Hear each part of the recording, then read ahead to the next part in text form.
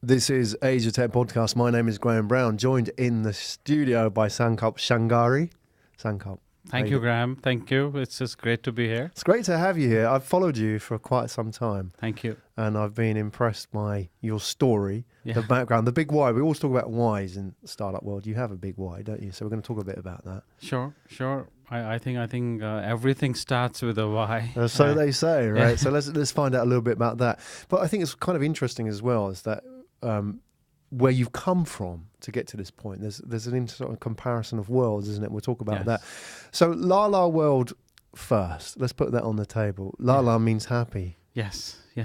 Generally. Generally. So tell us a little bit about that. What is LALA World? And we'll just give us the top level because we'll go through the pitch deck in a minute. Yeah. In short. So LALA is banking for the unbanked, looking after the poor and providing them almost free or a self-sufficient financial ecosystem across the globe, starting with Asia and Middle East, and then next year expanding into Africa and South America. Great. And you're from India originally? Yes, I was born and brought up in North India in a place called Amritsar, and grew up there, seeing the poverty around from a very low middle class family, growing into a very educated and a banking environment, working with JP Morgan and Deutsche across the world, and here I am today sitting in front of you. Full circle. Yeah. When you grew up in Amritsar, I know for those who don't know, we were just chatting about it, it's famous for the Golden Temple, isn't it? So yes. When you grew up there, was there real sort of tangible poverty around you? Could you see it on a daily basis? Absolutely, Graham. Tangible poverty. I think that's a very real word, and you see poverty all around, but in the olden days there was happiness as well. Now what has happened is there is still tangible poverty and happiness is gone. There is too much stress in everyone's life, not only just the poor. There is, nobody wants to care about anybody because we are rushing through our lives ourselves. Yeah. So it's become an even worse situation. And with the growing infrastructure problems, environmental problems, pollution, security, etc., it's just become a crazy situation. In these emerging countries, not just India. You look around Philippines, Myanmar with the Rohingyas, or you look around islands in Indonesia. The same problem is just becoming exaggerated with the new technology. Although we think it makes life simple, but it's not. It's actually making it's creating more misery than anything else.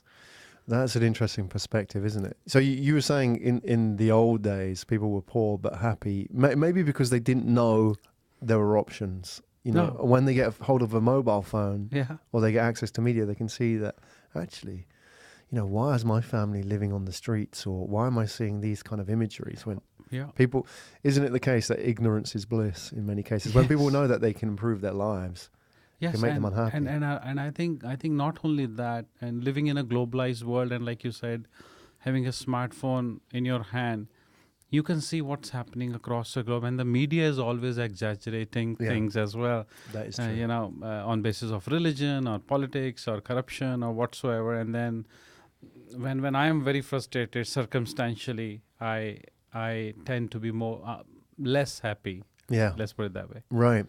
Well, LALA means happy. So you're in the business, I suppose, of happiness in some way, giving people back happiness, giving them happiness. That's the ultimate goal. And after having studied and researched all around it, I think for the poor, happiness comes with financial freedom because they're not even able to put bread on the table. And for us, happiness means kindness. There is no bigger bliss than being kind to your fellow human being. Absolutely. Well, I'm excited to dive into this. Before we look at the data and we look at a bit about the ecosystem you're building and the technology, it has to be pointed out you've come from, like you've mentioned it already, Deutsche Bank and JP Morgan, which are very traditional financial institutions. Yeah. Not your role in particular, but that world. Is that a happy world? Not at all. and it's not happy, and it doesn't give you freedom, and you don't learn much because you are siloed in your division, your department, and your referrals and your bonuses and your salaries and promotions. Everything is based on how you do and how your division does.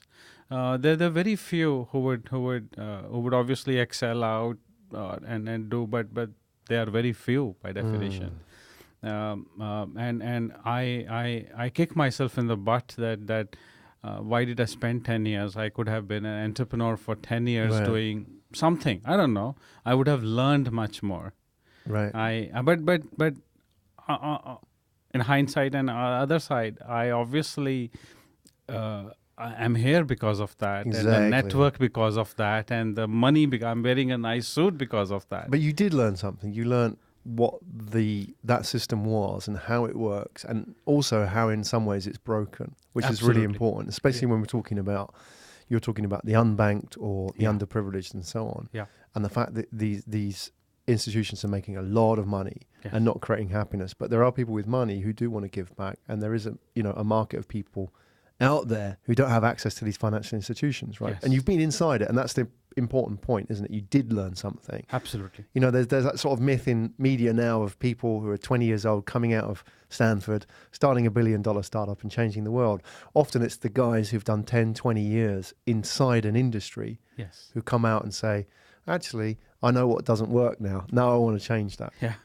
I'm blessed. I always say that I'm just blessed to have been done that and this and that again. Exactly. And again, traveled been through all kinds of peaks and troughs of life, and learned life my own way. Exactly, the only way to do it. Well, let's have a look at your pitch deck, because I think what you set out in the pitch deck, LALA World, is the headline data, which is really important to have a look at, and we'll just sort of jump through to that. These are in some ways, the stats that we see occasionally pop up in media. Yeah. When I see it written like that, I know there's always sort of comparisons like, the bus with all the rich people on it and that kind of thing. But when you talk about the world's 8 richest people, I've never seen it put in those contexts. Yeah. So 8 richest people. And that's a figure by Oxfam. Right. In 2010, in April 2010, as per Oxfam, this was about 20 people, and in 2015 it came down to just 8 people. Wow! So it's getting worse. It's to you and to our listeners, just imagine that. Just imagine that concentration of wealth and inequality. 8 people. It's just crazy, and those 50% poorest. Out of those, probably 10% do not even get one meal a day.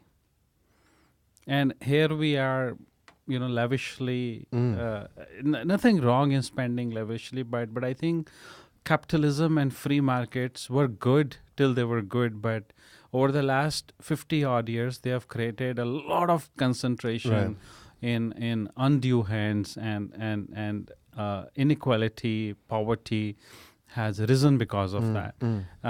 Life has become better. If you look at the life expectancy over the last 100 years, it's almost doubled, and probably you'll be double again in the next 100 years. But the poverty has not really changed. The plagues and the famines and the wars have kind of gone. But now we're living in a new era of digital wars, and still we have about 2 billion people who are unbanked and don't have. Right. But why is that a problem that they don't have bank accounts when their main concern is food on the table or, paying the rent for the landlord? Yes. Daily problems. Why do they need a bank account? They live with cash anyway. I'm playing the devil's advocate here. No, absolutely. A very good question. I think it was up until 10 years ago, it was great. But now we live in a truly digitized world where everything is connected. And each one of these, or I should say 60-70% of these have a smartphone today. And digital IDs are must in our world.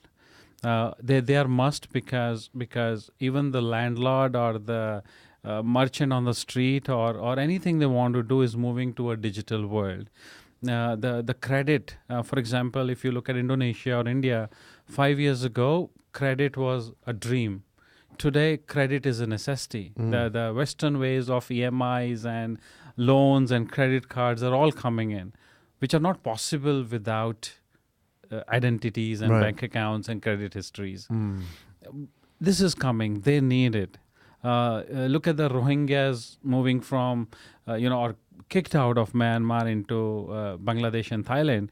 They don't have digital IDs and they just have to start from scratch. Even a student who moves from, China to UK to study has to start all the credit history from scratch. So we're living in a very broken kind of world, a world which definitely needs new digital identities and digital accounts for these guys. Right. So it's not just the fact they don't have a bank account, it's the fact they don't have a digital presence, a digital credit history, if you like, or a presence in the digital world. Yes. That's because that's the identity part as well, which we'll come on to, I suppose. Yes. This is. Yes. I mean, if we can jump back into the pitch deck and have a quick look. You mentioned the pain point here. Yeah. So these are the pain points that come with the whole setup in the system. So basically, the way you set this out, Sankalp, is that you say capitalism was good until it wasn't good, effectively. Yeah. And it's created this huge concentration of wealth in a very privileged select group of people. There are 50% who, have the same amount of money as the world's richest 8. There's the 2 million unbanked. And this is the problem in the system. This is why it's happening, because it should be easy that a bank just opens an account for somebody, because in theory, they're going to make that person money if they're going to bring in credit, if they're going to use the services and buy the products and so on. So what is going on? Why is it still a situation where 2 billion people have no bank accounts? What are the pain points? Lot of reasons. I think the first reason is that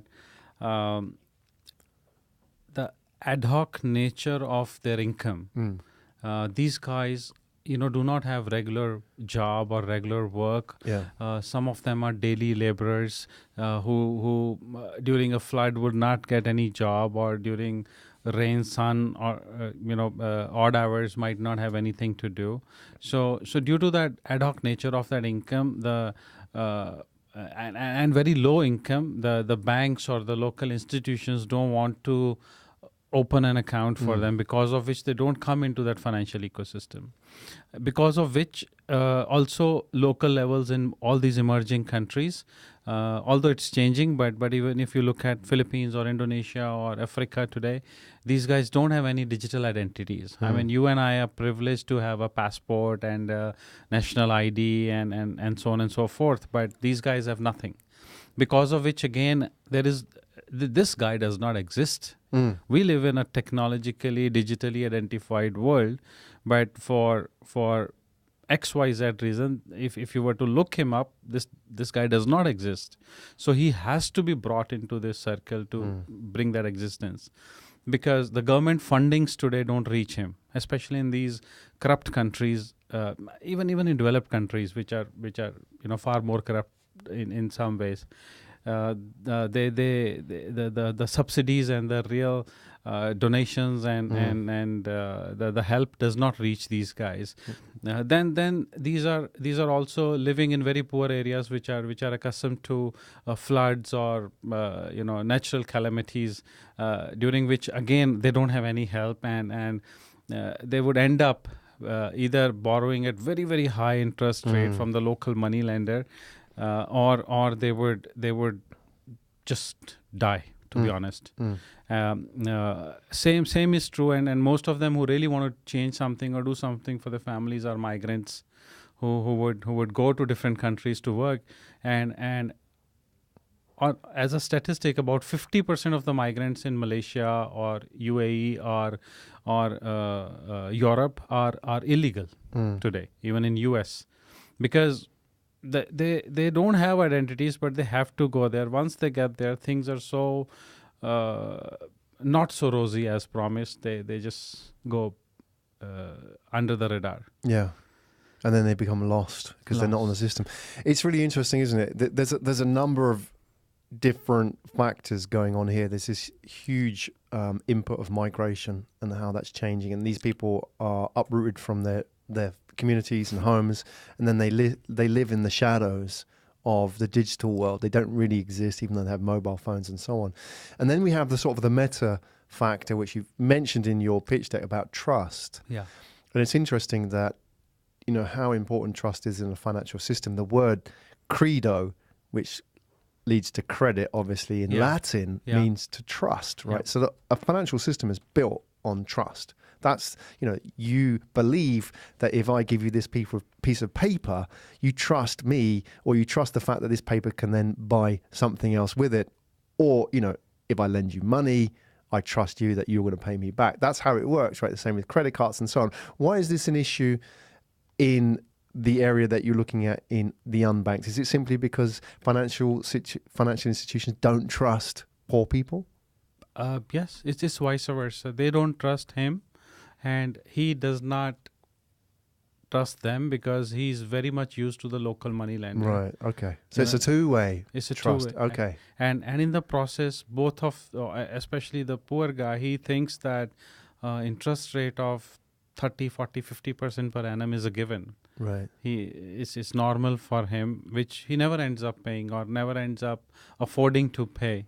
Right. In the process, loses his collateral or whatever he has pledged to that local money lender. It's like bonded slavery, isn't it? Kind of. It's still there, yes. Yeah, it exists. And now I heard a very interesting story, and this comes from Mohammed Yunus, Yes. who set up Grameen Bank. And he was kind of in a similar way to yourself. He was living in a world very removed from that. He was an economist, and then he actually went out, you know, like you were in the banking institution, but all, you know, on your doorstep there would have been people who were, you know, poor. Yeah. And he actually went out there and talked to them, and he found a lady who was weaving baskets. Yeah. And like you said, she would then borrow money from the local money lender, Yeah. who wasn't really too sort of like trained in customer service, so to speak. But, you know, he was lending at hundreds of percents. Yeah. So it was like bonded slavery. So all the money she made, she would use to buy from the money lender, who was also supplying the raw materials. So they would be running their own business, but effectively making nothing. Yes.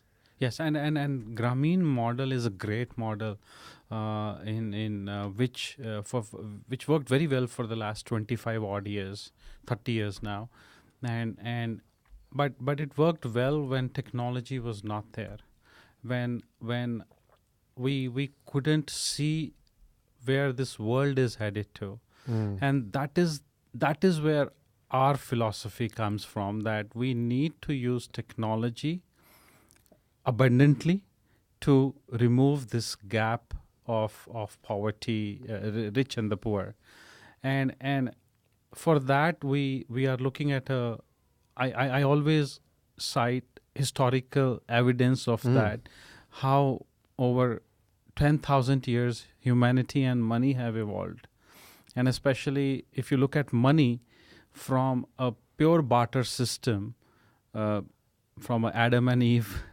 time to a cognitive revolution, to an agriculture revolution, when we would start trading our goods with each other. We moved on to the first kind of bronze and a gold coin about 10,000 years ago, 7,000, 8,000 years ago. And then we moved on to more kingly coins with king stamps and all, and from there on we entered the era of the Confucius and the Buddhism and the Sufism, which was teaching you liberalism, and which was more about, you denounce all the money, it's not required. But then you had the kingdoms come in and the church come in about 1500s, and at the same time you had a lot of feminine plague, the Black Plague of 1555, etc., which almost killed 20% of the world's population at that time, and then you had wars where it was all about the number of horses and the number of elephants and the number of men you had, and suddenly, and that is when the first standard gold bar became as a monetary value, and that is when centralization of money started. And from that centralization money, we are still centralized, but the form of money changed from gold bars to small gold coins to diners club to a Visa to a MasterCard to paper money, and today we are majority a paper economy moving towards a very digital money. But from centralization, we have today come to a P2P society. Airbnbs, the Facebooks, the Googles. I can directly email you. I can directly talk to you on Facebook, socialize with you. We are a P2P society, but still centrally controlled by a government, a corporation, a university. All these are networks. And where are we going now? That's the question. And that's where blockchain comes in. We are moving to a very, very decentralized society. We are not there today. It's fascinating and scary at the same time that with so much data you and I are producing today. Every second, we're talking, this is data. You are recording, that is data. You are putting something on LinkedIn, that is data. Trillions of data bytes today that which we don't have the capacity to even process. But with artificial intelligence coming in, we'll be very easily able to process that, because those computers and robots will be much faster than the human brains, and that combined with decentralization is where, for the first time in the history of humanity, you will not have anybody controlling. The king will not be there to control. The church will not be there to control. The Facebooks and the Googles will not be there to control. First time you and I will be able to transfer value as well as information between us as we like. Nobody to stop us, but it might be 5 years away, 10 years away. But that is in the ocean of 50,000 years, that 10, 20, 30 years is nothing if you look at it. See, this is why I like you, Sankalp, is that you're very much out there to change things and be part of that change. And we'll jump into the pitch deck in a minute and have a look at what the solution and the ecosystem is. Yeah. And you're an optimist despite, you've mentioned many sort of, terrible things that happened in humanity as well. Yeah. But you're an eternal optimist as well. And, that comes back to the happy part of LALA, which is, that's the spirit of humanity, right? I wonder, and I'm going to I'll try and flip this on its head a little bit, whether you can be too optimistic about this. And we'll have a little chat about this and then jump into the pitch deck, is that, it's the golden rule of money, and that is he who has the gold makes the rules, right? So why is it that he who has the gold then should decide that, allow you guys in and have a part of the pie of, you are effectively trying to decentralize a power structure which has existed for many thousands of years. It's not going to give up easily, is it? Yeah. So how do you feel? Is it something where it's going to be a dance, or is it going to happen organically anyway? How's this going to happen? I think again, if you look at a historical perspective, things, any new revolution, any new technology, any new invention moves at a very slow pace, especially when you are fighting against an establishment, especially when there are established rules of the game, ways how we are taught to do things. As kids, we are taught that we have to have a Harvard MBA, and that is the best thing in the world. It means shit to me, to be honest, right? So no offense to the Harvardies, but it's not their fault. It's not nobody's fault. They're probably better than me, but the point I'm trying to make is that we have to have a radical thinking where gradually people will start, more and more people will start believing you, which means the network of your thought or your product starts increasing, and at some point there is a flipping point where everything changes. Thomas Edison, I think, invented the telephone, and for 10 years nobody touched it. Yeah. The plastic cards came. For 20 years, people did not want to use the plastic cards. But a flipping point comes where it becomes a comfort factor. And as technology advances with it, as things progress and change, that is exactly what's going to happen. Where the powers to be will try to control. You are absolutely right, and there will be a hybrid phase where the decentralization, AI, and the powers to be will coexist. But at some point, when you and I are comfortable dealing with each other, and there is billions of you and I, nobody can stop us. No, it's unstoppable. There you go.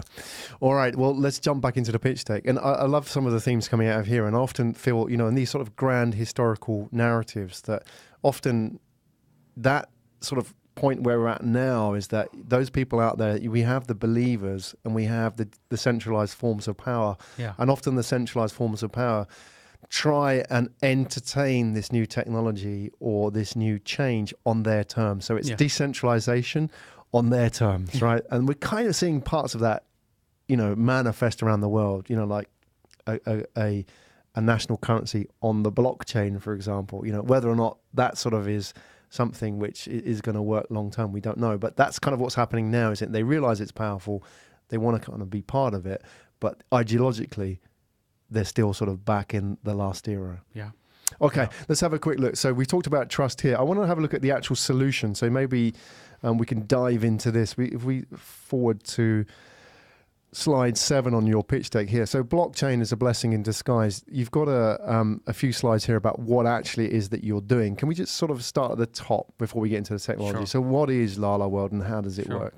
So LALA World is a financial ecosystem which is based on a LALA app. LALA Wallet has a platform, and starts with a very basic feature for everyone, which is LALA ID.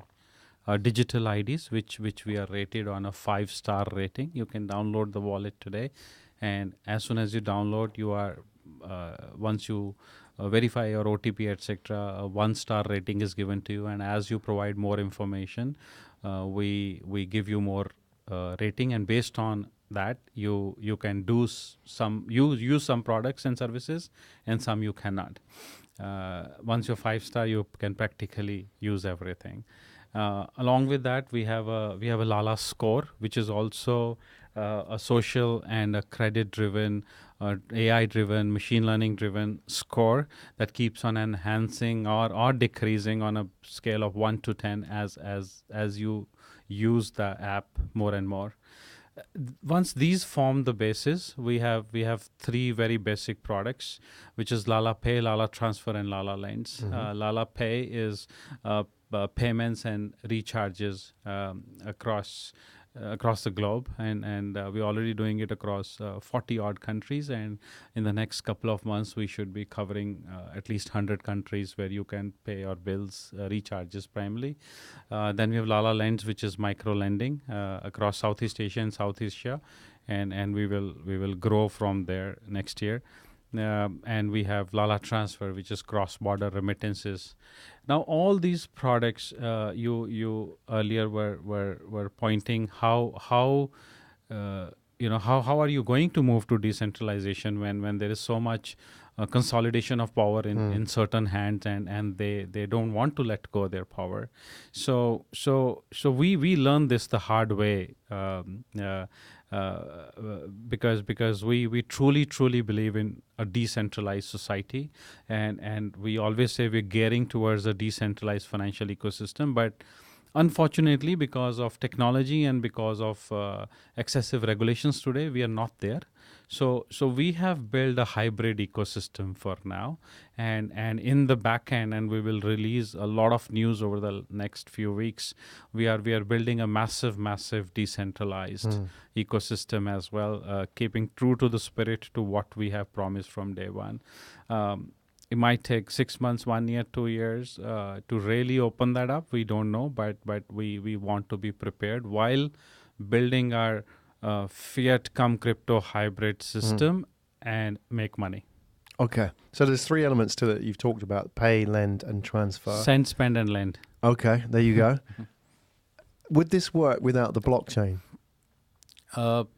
Yes, they are working without the blockchain. Right, so that was where you have the hybrid part. So that's where it goes into the fiat Yeah. element. Right. So how we have done is we have divided our whole backend architecture into crypto-friendly countries and crypto non-friendly countries. Okay. We want to abide by each and every regulation in each and every So country. tell us what countries which, so we understand from a top level. From a top level, and it's not hidden from anyone. I think Asian countries are the ones which are primarily more crypto unfriendly, or I should say, have not made a decision which way to swing, and that could be India, Indonesia, China. Everybody knows, but then few countries in Asia like Philippines are kind of opening up, Right. and the most of the developed world is kind of open, although there is no explicit regulation except few in Korea and Japan, and then the new centers of decentralization or blockchain like Malta and Gibraltar and Estonia, and now more coming, Maldives, etc., etc. So we primarily, we have a lot of licenses in terms of remittance or lending, etc., and we want to abide by all those regulations in those countries. We only do crypto part in our app where the regulations allow us today. Okay. So if we just, as an example, if we were to take blockchain out of LALA World, what would it look like? And also, I guess my follow-on question would be, how would you feel about it? What it would look like is more like an Alipay, right?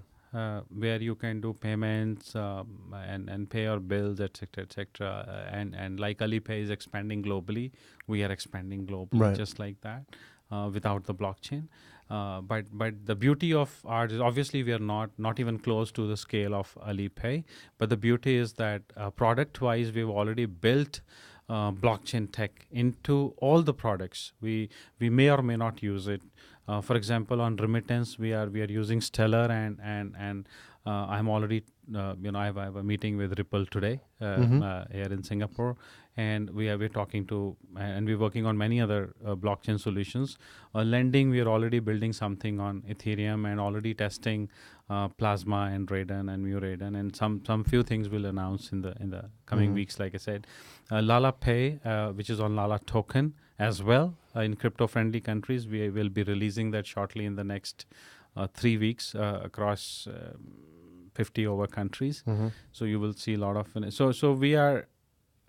So answering your question specifically, I think we're trying to depict the future and seeing where it will go to and be ready for it. And answering the second part of the what would I feel without blockchain, I think it defeats the purpose of the vision and the mission that we started with. And then I would rather take that money and put it in a Alipay startup than build my own. Really doesn't. It's just headless thinking. Yeah. So philosophically, the blockchain is core to the whole idea. It's not just an enabling technology. It's the ideology that comes with blockchain as well. Yes. So tell us a little bit about the LALA coin as well. Yeah. How does that fit into everything? I'm not a blockchain guy, so speak to me as if I'm stupid, because I kind of am in this context, in this world. So please go gently. So very simply, LALA coin gives you rewards and discounts if you use services within the LALA ecosystem. Be it lending, be it transfer, bill payments, ID scores. That's the simplest form of explanation.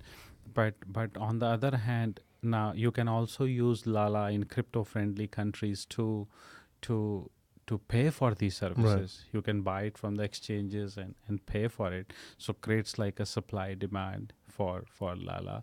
And as we are expanding both product and geographically, the utility and the usage of that LALA token is increasing day by day, and creating that network effects that I was talking to you earlier, to the extent that once I have millions of people using LALA token only, perhaps, then I know I can switch to a decentralized model. Because you don't need them anymore. Yeah. So in the current setup, if I was, let's say, living here in Singapore and I wanted to wire some money to my cousin, Sankalp in Amritsar, as an example, as it stands, that is an extremely difficult process to do through the traditional. I mean, sending anything into India is hard, right? And there's a lot of remittances going backwards and forwards, and it's tough. So if I was to do that through the traditional banking system, chances are it might get lost. Sometimes I've done this before. I used to have a business in South India, in Kerala. Wow.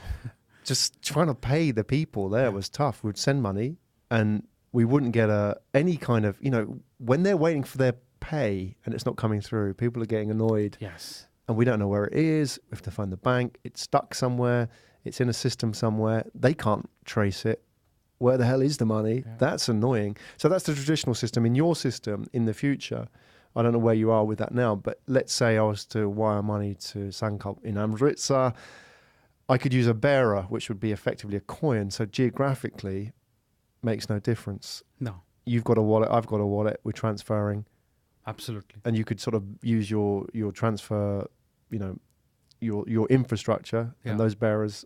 You completely bypass all those regulations. Yeah. So today with the more liquid currencies, digital assets like Bitcoin and Ether, you could pretty much transfer anywhere to anywhere, and you could cash it out or even use it at local merchants at few places. With the altcoins like LALA and several others, the remittance market is still not ready.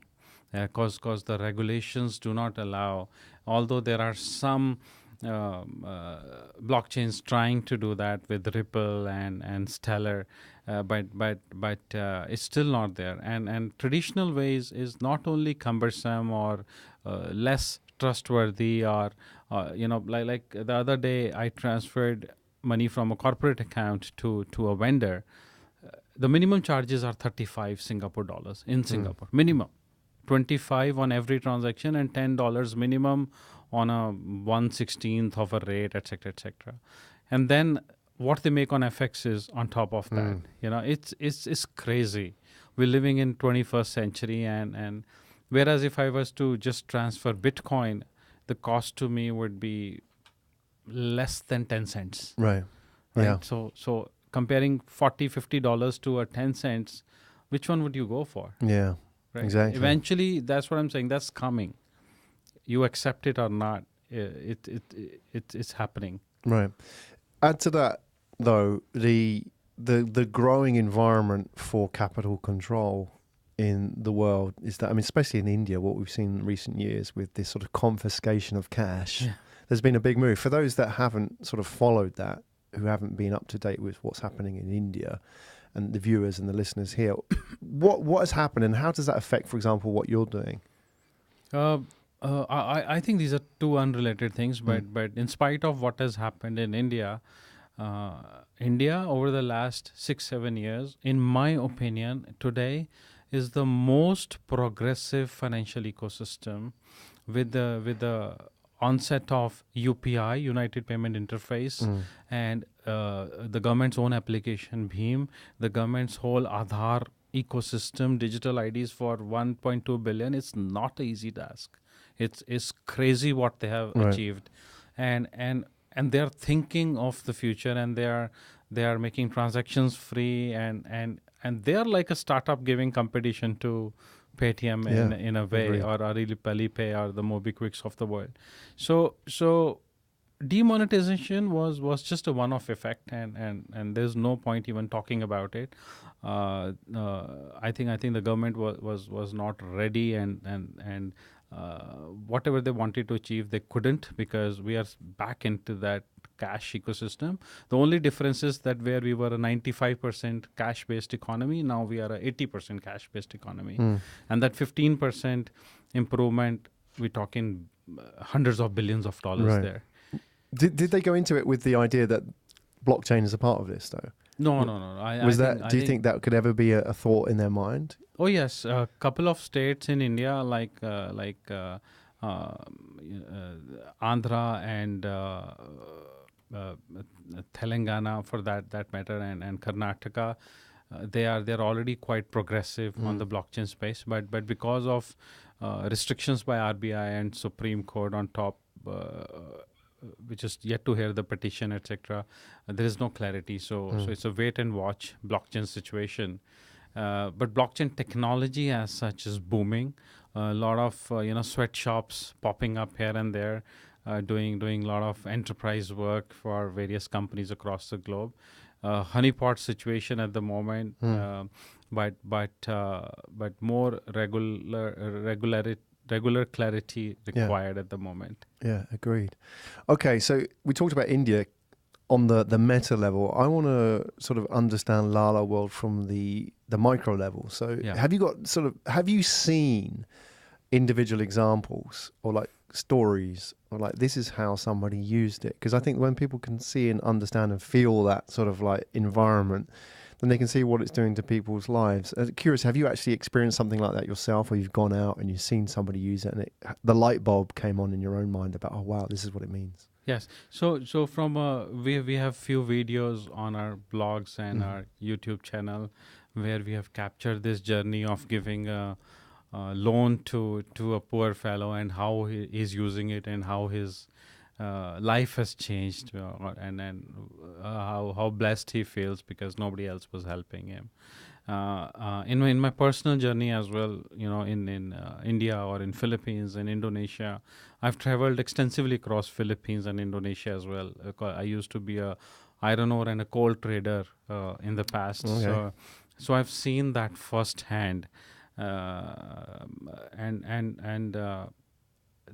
these guys literally do not have anything, and they humans by nature are entrepreneurs, but these guys are not getting a chance to come up and improve their lives, and that chance starts with money.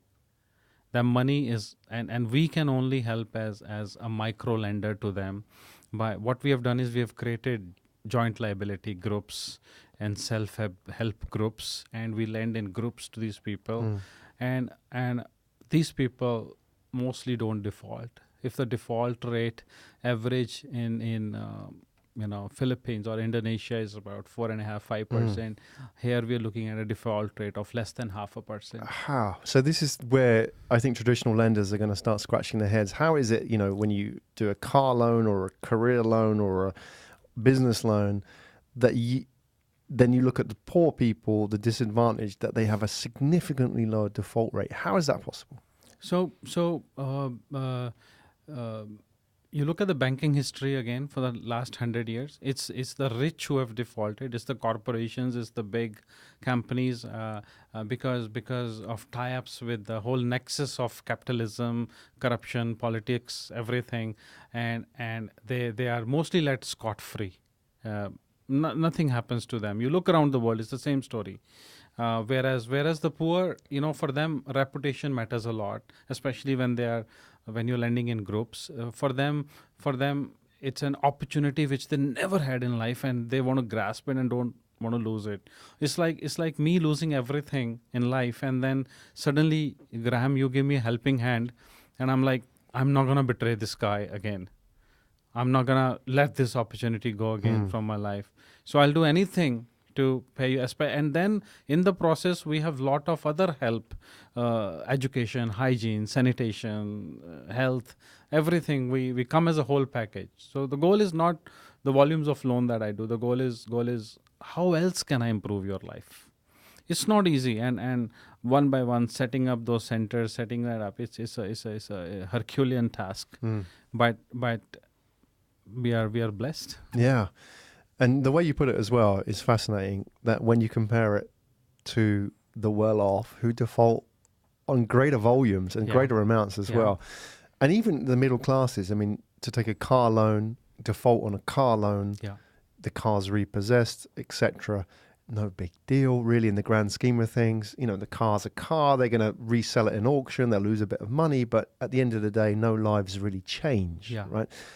However, the guy who's never had an opportunity, and then you give him the money to start a business, and often it's women as well, isn't it? And the heads of families, and they can feed the family, put their kids into school, and to see that follow through, and then have a real impact, you know, you can see then like the default rates, they're not going to default because their neighbors, the community, the family, those groups, they all know, right? And people's lives depend on it as well, isn't it? Like you're putting people through education and improving their lives as well. They're not going to let people down. Yes. It's interesting because the argument always is that the poor people won't pay back because they don't have money. Yeah. But you look around the world, look at especially Southeast Asia and even Africa now, there are several hundred, the Grameen Bank example that you gave earlier, or hundreds of microfinance institutions or microcredit associations like Micra in Indonesia, etc., etc. Doing pretty well, and billion-dollar companies have IPO'd in India over the last 5 years. From small payments banks who started with micro lending to microfinance institutions in particular who have become billions of dollars of businesses today. It's a volume game and it's a less default game and in the process everybody wins. Good.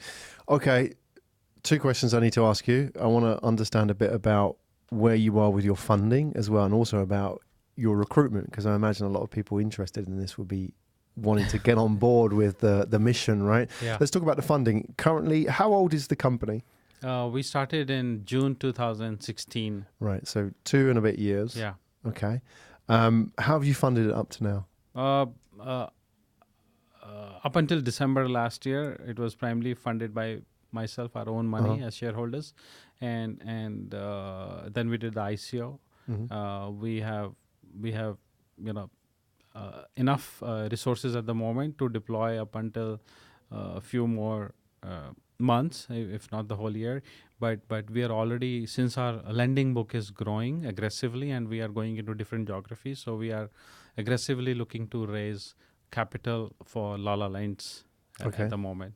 And will that be through the traditional financial institutions? Pure private equity or a debt fund. Okay. And are you able to share any details on that at the moment? Yes. So we have 2 models on lending. One is direct lending on our own balance sheet, and one is marketplace lending, which is connecting the borrower to the institution.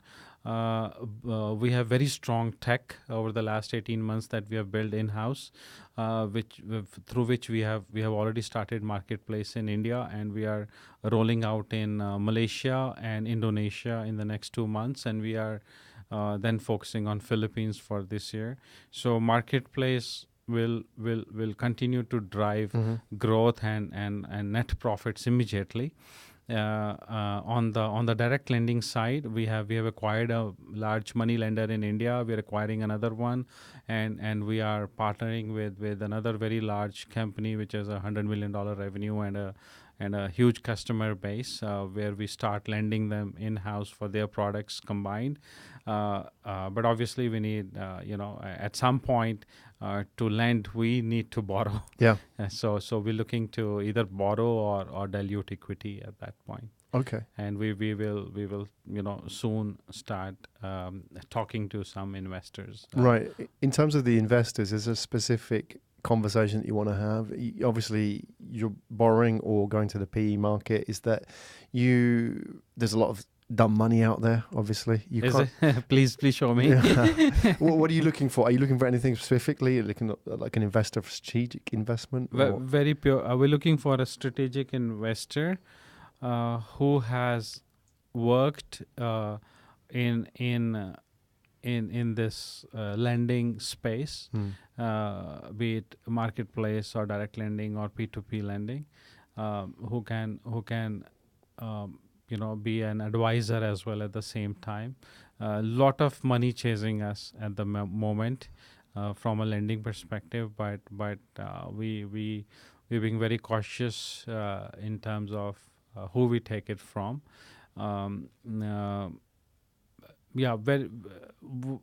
Should be something very large, Pan Asia, or even with some North American exposure, because those guys have been there, done that for the last 5-10 years, and that market is mature, and the yields in Asia that they can get cannot get anywhere else at the moment.